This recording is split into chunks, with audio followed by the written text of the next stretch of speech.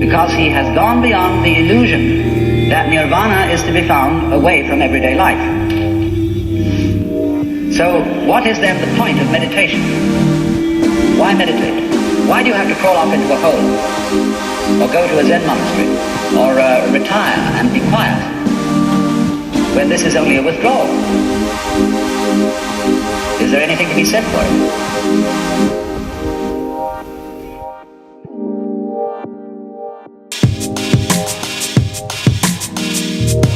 Because he has gone beyond the illusion that nirvana is to be found away from everyday life. So what is then the point of meditation? Why meditate? Why do you have to crawl off into a hole, or go to a Zen monastery, or retire and be quiet, when this is only a withdrawal? Is there anything to be said for it?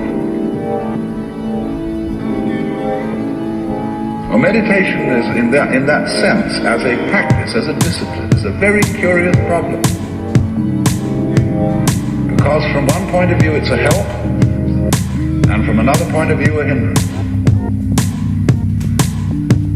And I think we have to understand, first of all, that meditation exercises are medicinal rather than dietary. The same could be said of LSD. A medicine, not a diet. Something that is described in Zen as when you want to open a door, or summon someone to open the door for you, you pick up a brick and you knock on the door, but you don't carry the brick into the house. When you need a raft for crossing a stream, you cross the stream on the raft, but you leave the raft on the bank of the other side. You don't go carrying it around. But a lot of people, when they get into meditation, or they get into religion, or into any kind of exploration of this sort, turn the door into a revolving door, and keep on going round and round and round and never get through.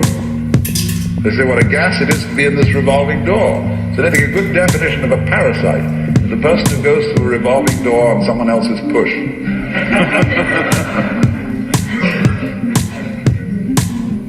So there are all sorts of people in the religious racket who are going through revolving doors. And they're very bitter about people who walk right through and leave the door behind, because they say, well, you haven't paid enough respect. You must really understand religious one-upmanship. It's a tremendously important thing. And don't be caught out by this, because what happens is, there's a little game going on, which I'm going to initiate you into. And it's played in Zen, which is,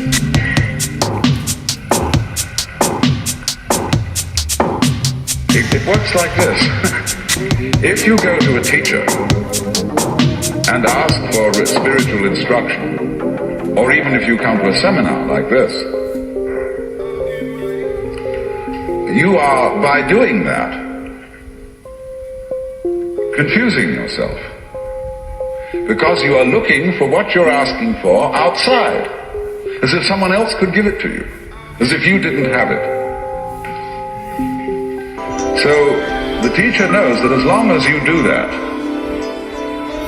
you haven't understood. But he doesn't just tell you to go away, or he may sometimes just say, go away, I'm too busy. And in any case, I can't tell you anything. Well, people won't take that for an answer. They won't take no for an answer.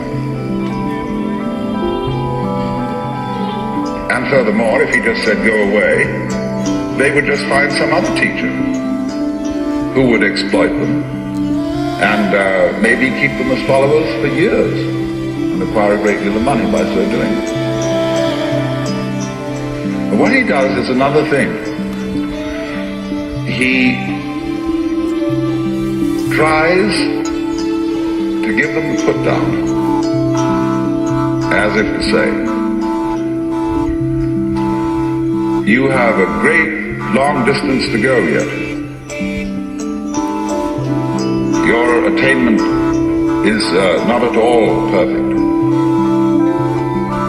And where they're always talking about other sects and other schools and saying, well, they haven't really got the point, see? So that you keep losing faith in yourself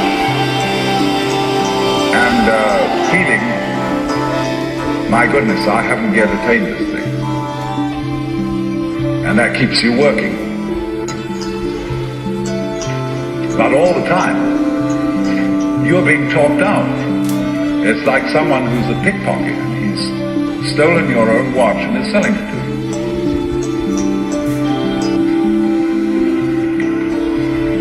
But just so long as you can be talked out of yourself, you deserve to be.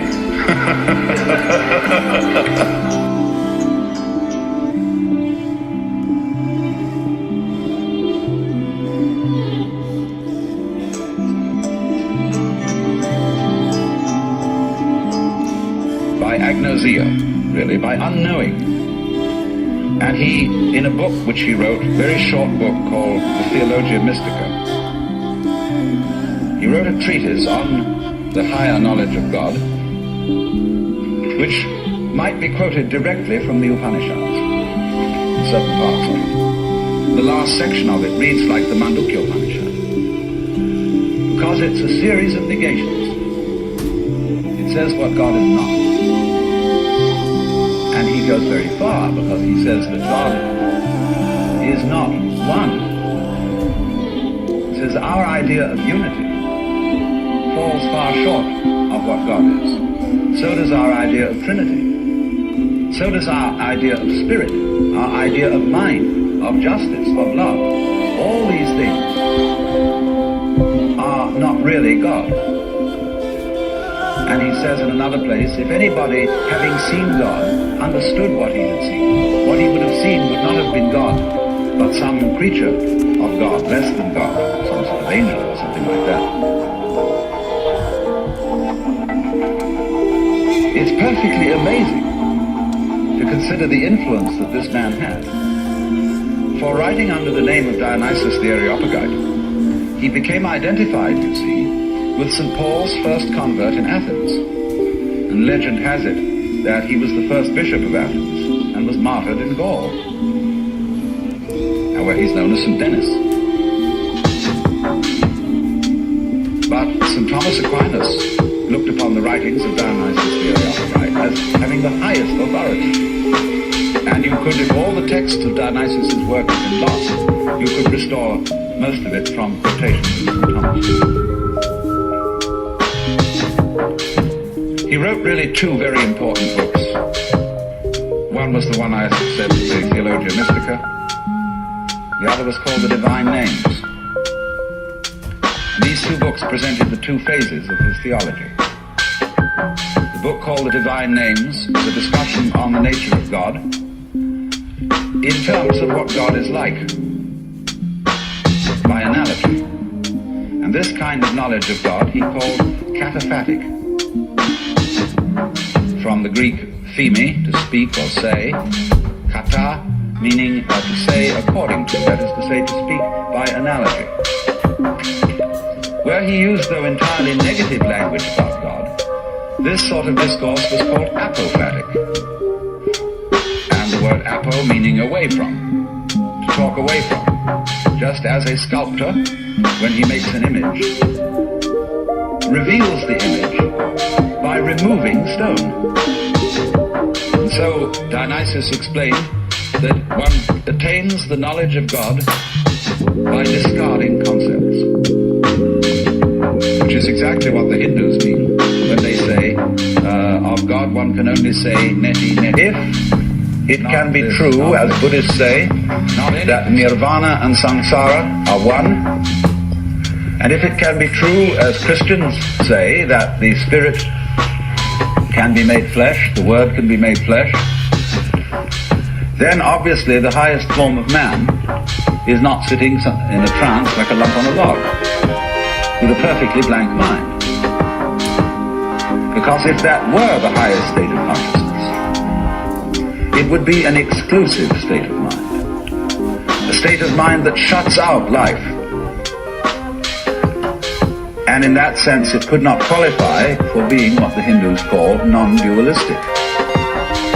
They always speak of the highest reality as being not one, because one excludes many.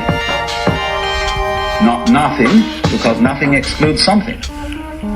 Not being, because being excludes non-being, and vice versa.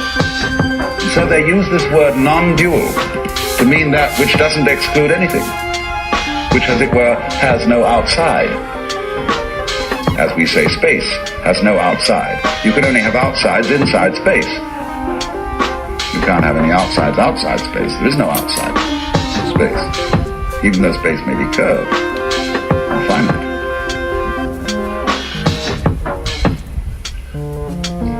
So, if you want to think incidentally of that curved space, go and take a look at a photograph in The Life, a book on mathematics, where there's a picture of a Klein bottle, which is a three-dimensional Möbius strip. A Möbius strip, you know, is a piece of paper that is twisted once and then joined, and it has only one side and only one edge. Now, a Klein bottle is a three-dimensional Möbius strip, and it only has one inside. It has no outside. You can say it has an inside and no outside, or it has an outside and no inside. It's a fabulous little trick. But something like that would be the nature of space, as that which does indeed transcend the opposites. Not quite. No, we'd have to do one extra move on the serpent to make it into a Klein bottle. You'd have to tuck its head through the side of its skin and make the aperture through the mouth continuous with the inside of the serpent towards the tail, you see. That's more or less what a Klein bottle is. So,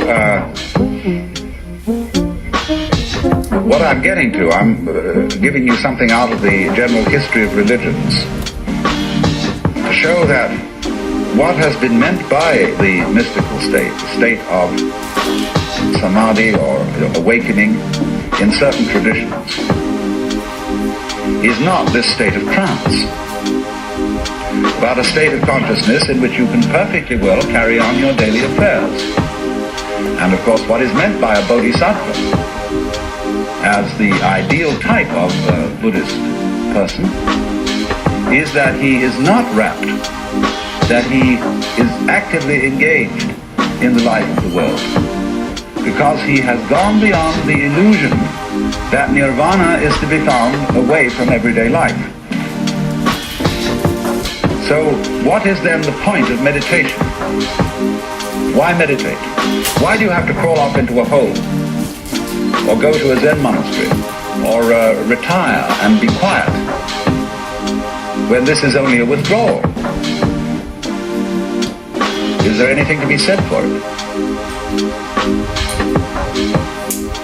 Well, meditation is, in that sense, as a practice, as a discipline, is a very curious problem. Because from one point of view it's a help, and from another point of view a hindrance. And I think we have to understand, first of all, that meditation exercises are medicinal rather than dietary. The same could be said of LSD.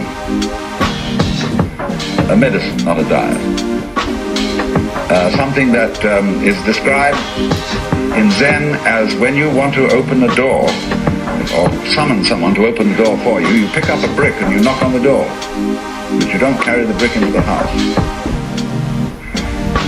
When you need a raft for crossing a stream, you cross the stream on the raft, but you leave the raft on the bank at the other side. You don't go carrying it around.